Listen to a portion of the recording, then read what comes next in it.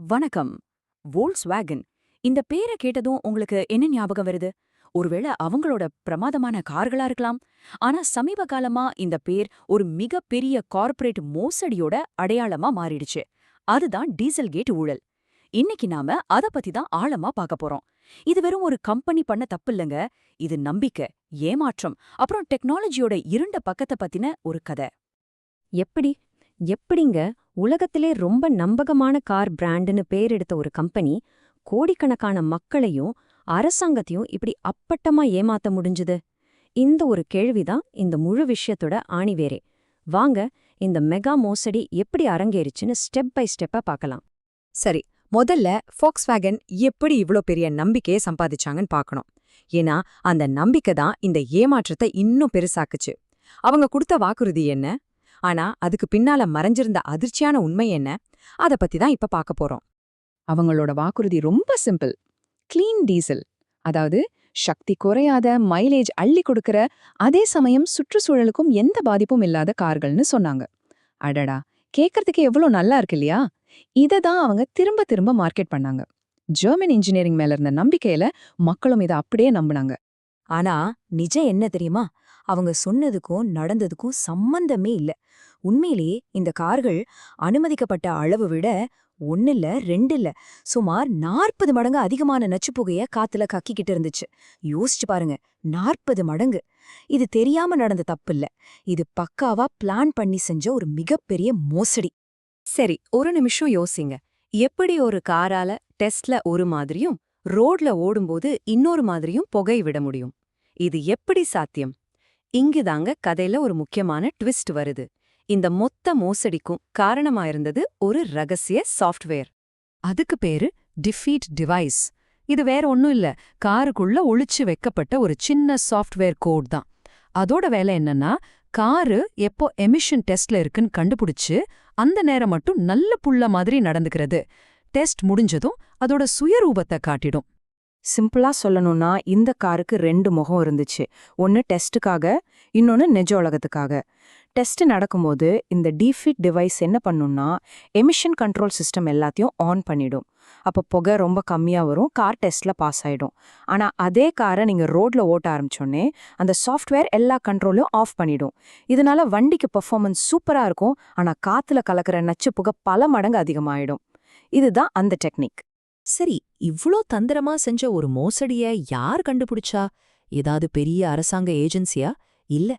அதுதான் இங்க சுவாரஸ்யமே. இந்த பூனைய வெளிய கொண்டு வந்ததே யாருமே எதிர்பார்க்காத சில ஆராய்ச்சியாளர்கள் தான்.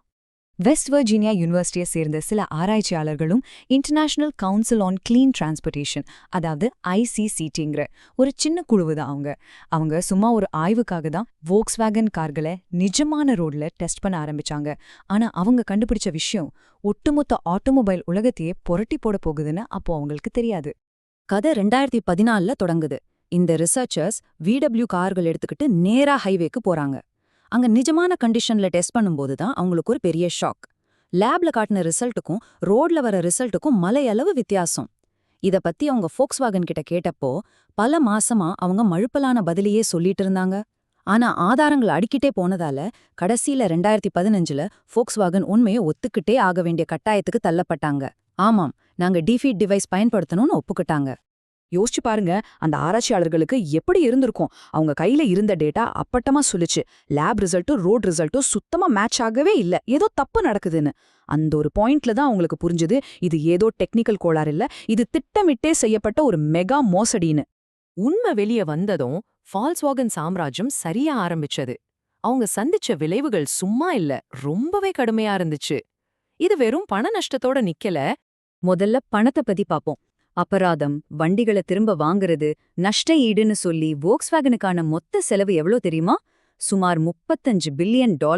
இது உலக சரித்திரத்திலேயே ஒரு கம்பெனிக்கு விதிக்கப்பட்ட மிகப்பெரிய அபராதங்கள்ல ஒன்னு. ஆனா பணத்தை விட பெரிய இழப்புகள் நிறைய.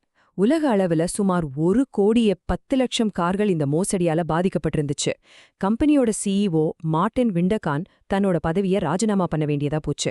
எல்லாத்துக்கும் மேல பல வருஷமா கட்டி காத்த ஜெர்மன் இன்ஜினியரிங்கிற அந்த நற்பெயருக்கு மிகப்பெரிய ஒரு கரும்புள்ளி விழுந்துருச்சு. அது மட்டும் இல்லாம பல வருஷமா இந்த கார்கள் வெளியிட்ட டன் கணக்கான நச்சுப்புகை நம்மளோட சுற்றுச்சூழலுக்கு செஞ்ச பாதிப்புக்கு கணக்கே இல்ல. ஆனா ஒவ்வொரு முடிவிலையும் ஒரு தொடக்கம் இருக்குன்னு சொல்லுவாங்க இல்லையா? அந்த மாதிரி இந்த டீசல் கேட் ஊழல் ஆட்டோமொபைல் இண்டஸ்ட்ரிக்கு ஒரு முடிவா இல்லாம ஒரு புதிய தொடக்கமா அமைஞ்சது. இந்த ஒரு நிகழ்வு ஒட்டுமொத்த கார் இண்டஸ்ட்ரியோட போக்கையே மாத்தி அமைச்சது. இந்த சார்ட்டை பாத்தீங்கனாலே உங்களுக்கு புரியும். 2015க்கு அப்புறம் டீசல் கார்களோட சேல்ஸ் தலைகீழா சரிஞ்சுது. மக்கள் டீசல் மேல வச்சிருந்த நம்பிக்கைய மொத்தமா இழந்துட்டாங்க. அதே சமயம் இன்னொரு பக்கம் பாருங்க, எலக்ட்ரிக் வாகனங்களோட அதாவது ஈவிஸ்களோட விற்பனை ராக்கெட் வேகத்துல ஏற ஆரம்பிச்சுது. சொல்லப்போனா இந்த டீசல் கேட் ஊழல் தான் ஈவி புரட்சிக்கு ஒரு முக்கியமான காரணமா அமைஞ்சதுன்னே சொல்லலாம். அப்போ இந்த டீசல் கேட் விட்டுட்டு போன பாடம் என்ன? 3 முக்கியமான விஷயங்கள். 1, டீசல் டெக்னாலஜி மேல இருந்த நம்பிக்கை காலி. 2, உலகத்துல இருக்கிற எல்லா நாடுகளும் எமிஷன் டெஸ்டிங்க ரொம்ப ரொம்ப ஸ்ட்ரிக்ட் ஆக்கிட்டாங்க. 3வது, ரொம்ப முக்கியமானது, எல்லா கார் கம்பெனிகளும் டீசலை விட்டுட்டு எலக்ட்ரிக் வாகனங்கள் பக்கம் முழு வீச்சுல திரும்ப ஆரம்பிச்சாங்க. இன்னைக்கு நாம இந்த கதைய முடிக்கும்போது நம்ம மனசுல ஒரு பெரிய கேள்வி நிக்குது. இப்போ நம்ம வாழ்றது சாஃப்ட்வேர் மற்றும் டெக்னாலஜி நிறைஞ்ச ஒரு உலகத்துல. நம்ம கையில இருக்கிற போன்ல இருந்து நம்ம ஓட்டுற கார் வரைக்கும் எல்லாத்துலயும் சிக்கலான கோடு இருக்கு. அப்படி இருக்கும்போது ஒரு கம்பெனி நம்ம கிட்ட சொல்றதுதான் உண்மைன்னு நம்ம எப்படி நம்புறது? திரைக்கு பின்னால என்ன நடக்குதுன்னு யார் உறுதிப்படுத்துவா? இத பத்தி யோசிக்க வேண்டியது ரொம்பவே அவசியம் இல்லையா?